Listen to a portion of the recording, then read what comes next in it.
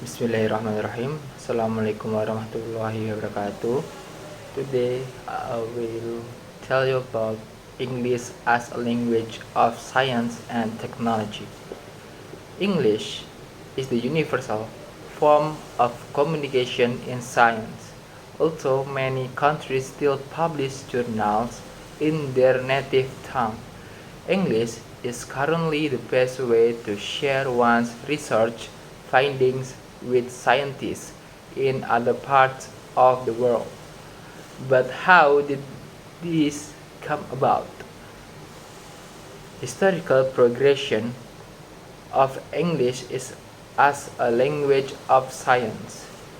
During the Middle Age, Arabic was the language used for science in all Islamic countries, while Latin was the primary form of communication among scientists in Europe. Later, German, French, Italian, and English were all used in their respective countries, and often came to be associated with a particular discipline. Germany, with physics of chemistry dominates and use that this language changed over time, depending on the growth and decline of science, which was dependent on the economic state and culture in each country. This French declined after WWI as Germany became more dominant, and after WWII English replaced German as the US became a global leader in technology and research. English remained the primary form of communication among scientists during the 1920. The need for a universal language was proposed, and a new language, Esperanto, was created for this purpose, but it was somewhat impractical and never caught on. Instead, English became a universal language of science, technology, and business. Benefit versus disadvantage. There are, of course, many benefits to having a universal language. The most obvious advantage is that results can be more widely accessed, and scientific exchange between countries is significantly enhanced. However, we must also consider the drawbacks.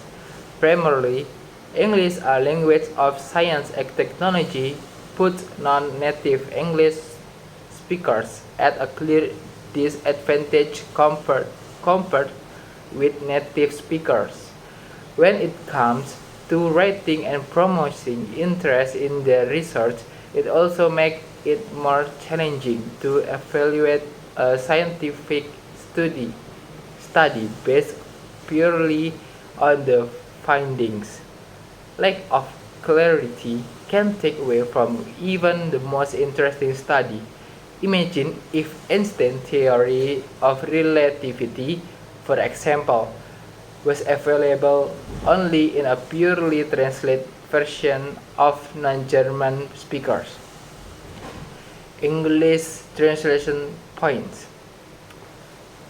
Clarity is rarely a problem when life science translation services are performed by professionals, but many science attempt to write their own articles. In our experience, proofreading such articles, writing expertise varies tremendously, even in countries where English is considered a second language. People on our team are fluent in Spanish, but for them to write a research article in Spanish would require greater skills than they possess. The best assurance is to allow skilled provider of translation service to do the job. It is natural that in each country there are institutions that write and publish in their native language.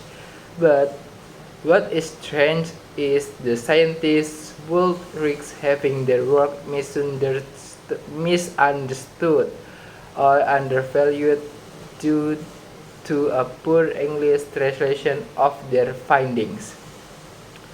Conclusions. The use of a universal language to communicate in science is unavoidable. Although English has changed its status without going through a true democratic process, having a universal form of communication does allow for a wider scope and better understanding, which ultimately leads to scientific progress. English, as a language of science and technology, will continue while the US dominates research in those fields. But as we know from past experience, this situation could very well change again. Thank you for your attention. Assalamualaikum warahmatullahi wabarakatuh.